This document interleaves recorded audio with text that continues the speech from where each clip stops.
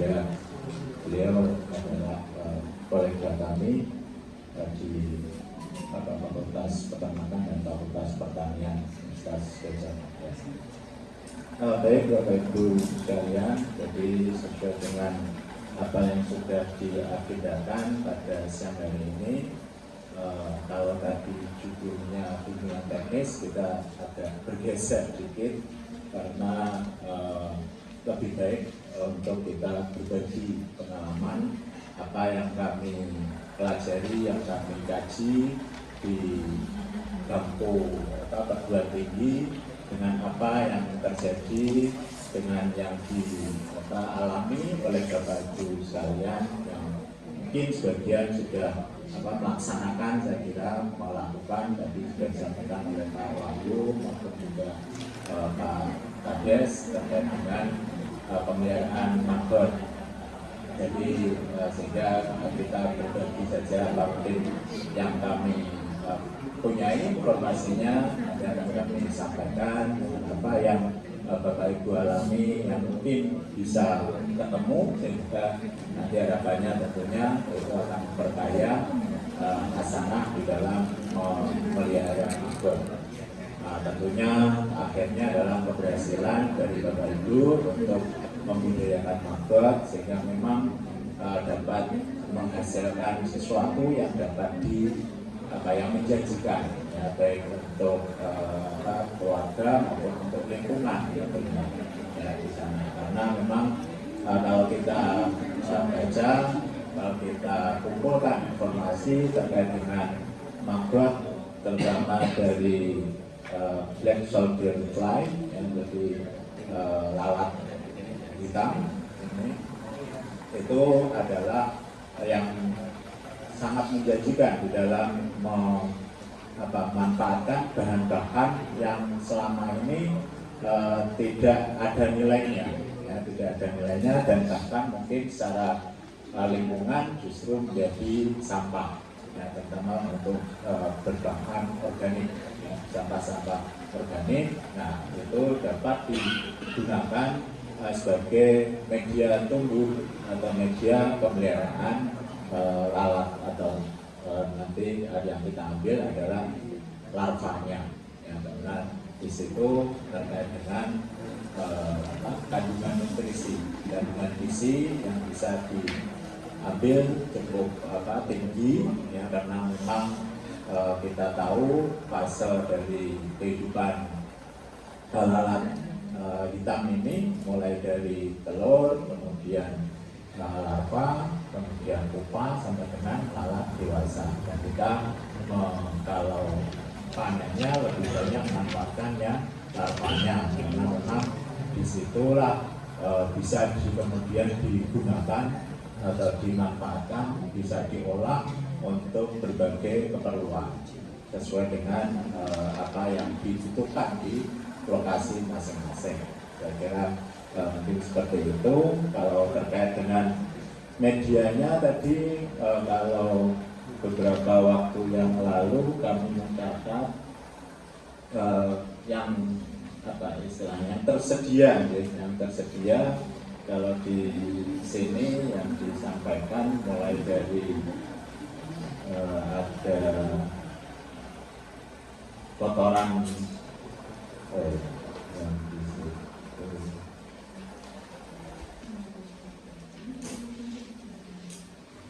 Ada kotoran ternak, ada puyuh, ada ayam, kemudian juga ada limbah buah-buahan ataupun juga dari warung, pasar, ya. Kemudian juga ada kulit kelapa dan juga batang buah naga. Nah, ini kalau melihat jenis limbahnya ini yang ada ini juga memiliki potensi untuk digunakan. Tapi memang saya kira mungkin dari Bapak Ibu nanti bisa menginformasikan. Kami juga ada beberapa hasil percobaan terkait dengan penggunaan bahan-bahan itu, dan memang rata-rata nanti kalau terkait dengan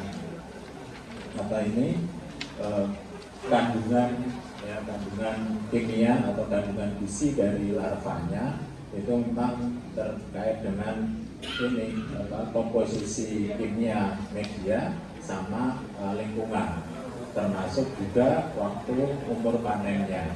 Waktu umur panennya juga menentukan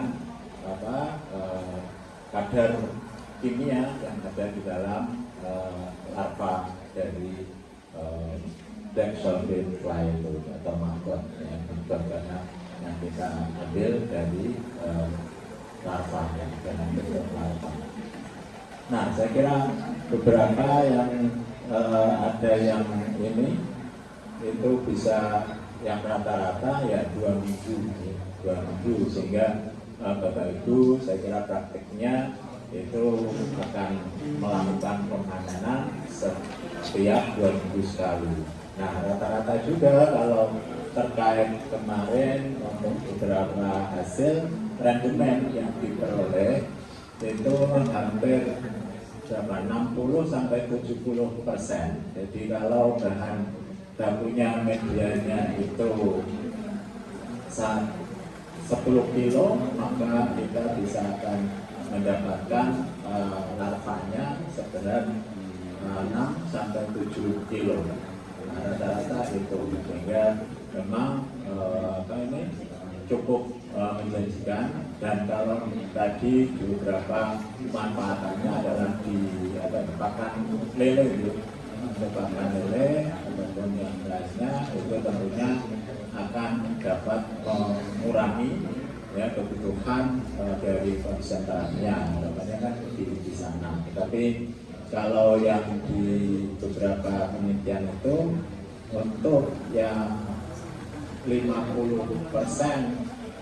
maggot, separuh maggot, separuh konsentrat, itu kita bisa menghemat hampir 20%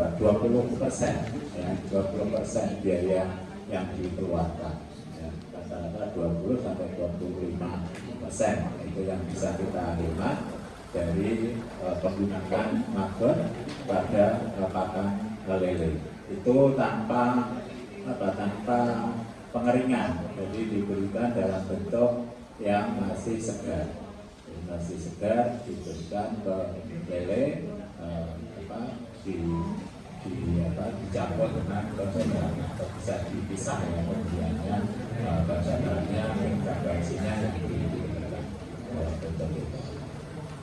Nah, saya kira untuk beberapa kalau terkait dengan ini saya mungkin ingin bertanya atau mungkin nanti Bapak Ibu bisa memberikan informasi apakah tadi untuk media yang ingin atau bahan limbah yang tersedia tadi Bapak Ibu sudah pernah menggunakan berapa banyak, karena informasi yang kami peroleh beberapa itu kita lakukan pencampuran. Apakah Bapak Ibu ingin menggunakan secara bersama-sama ya ke berapa 1, 2, 3, 4, kalau tidak ada 4 pakan ya, nanti terutama untuk limbah pasar sama warung ini yang mungkin ada fluktuatif ya, jenisnya juga macam-macam di situ, masing-masing warung satu dengan warung yang lain maupun dari pasar satu dengan pasar yang lain itu berbeda. Tapi yang seringkali dicobakan adalah ada sumber proteinnya, sekali yang terutama limbah ikan itu kita bisa gunakan 100% ya, kemudian dengan adanya bahan media dan baku media yang tersedia kita bisa mencampurnya ya, apakah itu nanti 50-50 atau bisa juga dicampur beberapa, misalnya 4 media bisa juga. Kalau misalnya yang tadi yang ada misalnya untuk limbah ikan, kemudian ada ampas tahu, kemudian ada juga ampas kelapa. Nah, ampas kelapa kan ada di limbah pasar, pasar ada itu juga bisa menggunakan seperti itu. Masing-masing dengan komposisi yang sesuai harapannya, tentunya menyediakan untuk kebutuhan makrotnya. Demikian pula bisa juga kita melakukan peningkatan. Jadi peningkatan kualitas bahan baku untuk medianya. Sebelum kita lakukan pencampuran, itu kita lakukan misalnya untuk fermentasi. Kita tingkatkan kandungan ini proteinnya melalui proses pemeraman. Jadi kita bisa menggunakan yang paling mudah.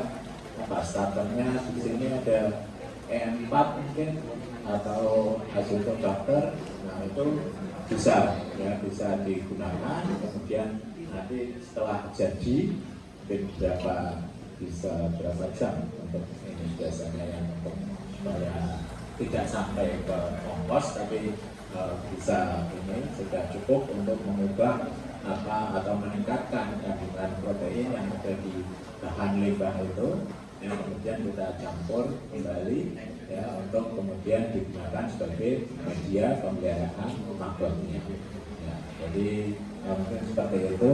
Kalau terkait dengan tahapan, saya kira Bapak Ibu sudah paham mulai dari bagaimana mempersiapkan peralatan ya terkait dengan pemeliharaan. Saya kira tadi beberapa ada informasi sedikit dari mahasiswa yang sudah berkunjung ke Pak Konidi.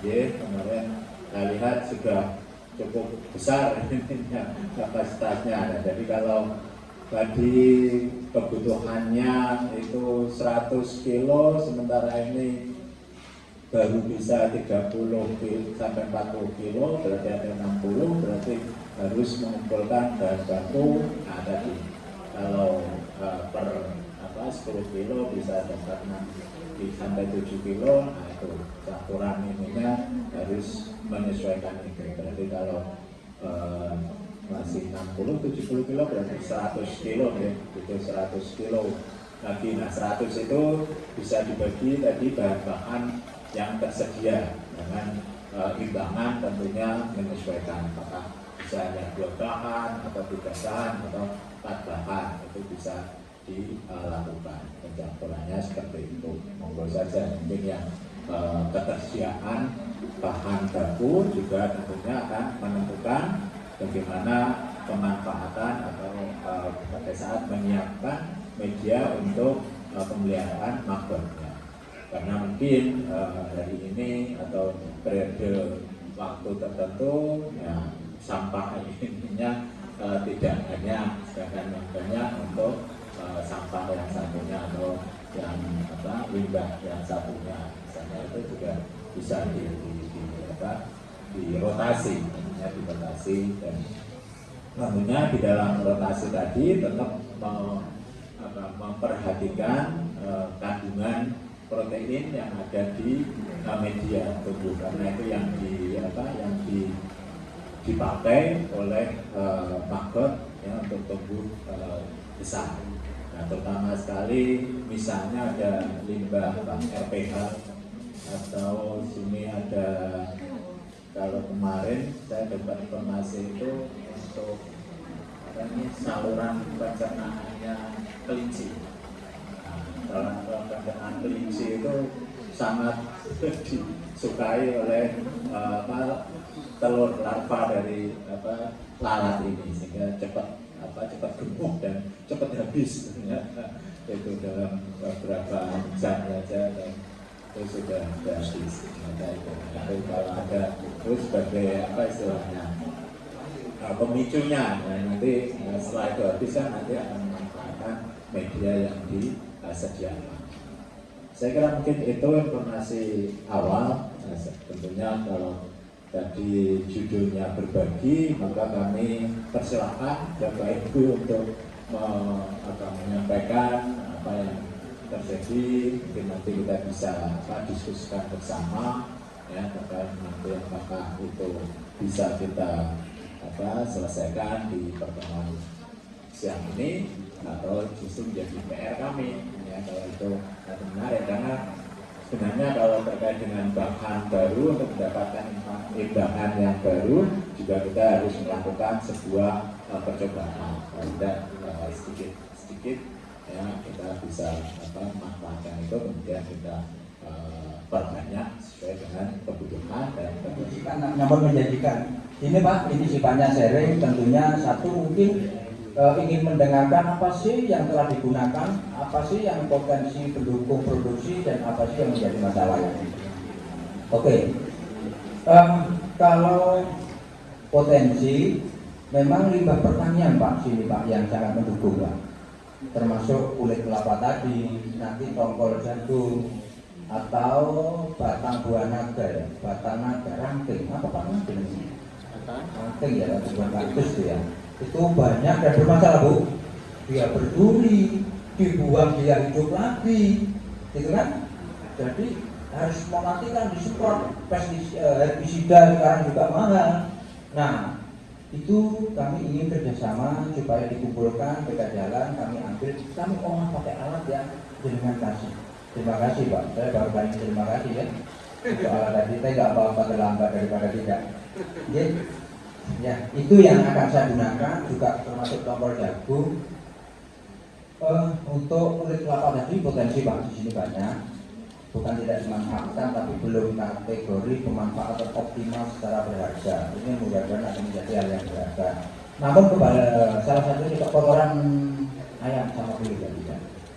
Nah, apa sih yang menjadi masalah? Itu memang alat Bu, saprofinya ya, butuh perlakuan khusus dengan recycling.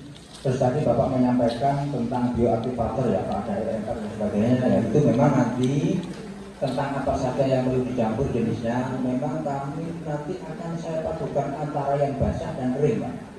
Kalau kulit kelapa, tongkol jagung, itu akan saya campur, saya fermentasi dengan yang batang naga karena dia basah. Karena kalau kita tidak ukur kadarannya atau tingkat kebasahannya, maggot itu tidak mau dalam kondisi yang tegak. Kalau terlalu basah hanya di atas, tidak bisa numpuk, nanti populasi akan berkurang. Dan ketika badannya itu basah si maggot, dia pandai memanjat.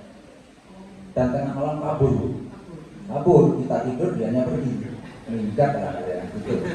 Karena basah. Tidak bisa dalam kondisi kedap udara, sebenarnya di bawah itu ada makanan, tapi dia nggak mau gitu ya. Jadi akhirnya ada di permukaan semua, dan sama makanannya kabur. Nah, itu salah satu masalahnya. Terus sebenarnya kalau kita bicara kotoran ayam itu gini. Secara teorinya, mohon maaf ya, ini bukan menggurui para guru ya. Saya sangat tidak berkapasitas itu.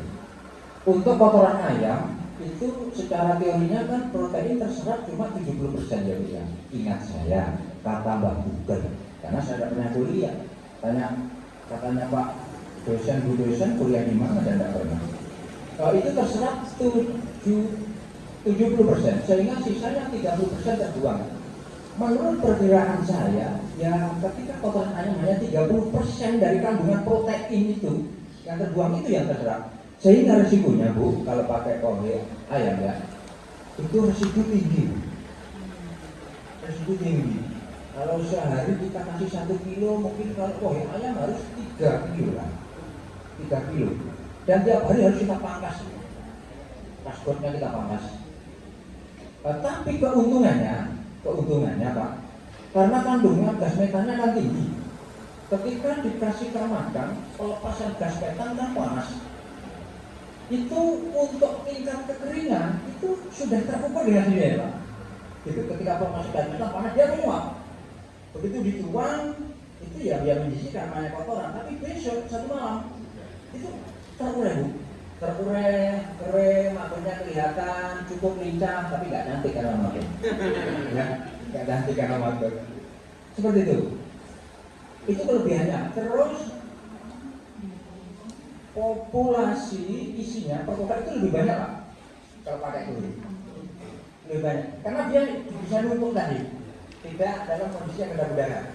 Kemarin saya panen yang saya antarkan di Mas Ruby itu satu kotak ukuran 70 cm kali 350 cm 70 cm lebar, 350 cm, ketinggian 25 itu satu kotaknya 36 kilo kemarin, 36 kilo. Ketika saya menggunakan basah maksimal 15-17 basah. Cuma apakah ada kekurangannya? Ada. Kecil-kecil Pak, kecil-kecil maksudnya. Kalau kata pakai COVID, kecil-kecil memang itu. Tapi ada beberapa kegiatan tadi. Terus di basah memang agak gemuk-gemuk. Karena apa? Magot itu makannya menghisap, sehingga cenderung dia itu mencari makanan atau media yang basah sebenarnya, tapi tidak mau kedap udara, sehingga perlu kita sesuaikan luasan kotaknya untuk capai profitasnya, kan begitu aja rumusnya. Gitu.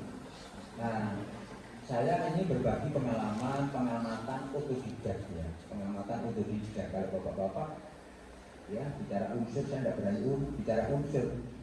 Ya, yang saya lakukan, saya pelihara cuma magot, besar, panen, jual. Unsurnya seperti apa? Tadi bapak mengatakan bisa dipengaruhi dari kandungan protein makanan yang kita berikan, begitu. Ya itu betul, tapi saya nggak berani ngomong itu. Bicara presentasi ya, oleh ke opo, serang seperti itu sontek, urut, ya kan. Ya, itu yang saya lakukan lagi-lagi kepada mas-mas ya yang dari Karang Taruna. Sasarannya ke SPKP kegiatan, tapi paling tidak bisa menularkan ya, menularkan di awal. Apakah harus magot? Enggak juga, monggo. Oke, kegiatannya apa? Besok ketika di Musdes RKPdes APBdes 2023 saya undang, ajukan anggaran. Kami punya 5 desa kecamatan Cangkran dengan CSRBS itu 500 juta Pak. 500 juta, itu bisa nanti. Jangan bisa kalau uang itu mudah. Kenapa saya katakan uang mudah? Tergantung kita, karena uang dampak dari apa yang kita lakukan. Itu aja Pak. Dampak, bukan uang itu tujuan, enggak. Kita kalau kerja tujuan cari uang, enggak akan dapat apa-apa. Tapi kalau kita bekerja untuk menghasilkan sesuatu, hasil sesuatu itu berdampak uang, oke. Kalau cari uang ya tepat. Kurang lebihnya itu Pak, saya takut nanti menggurui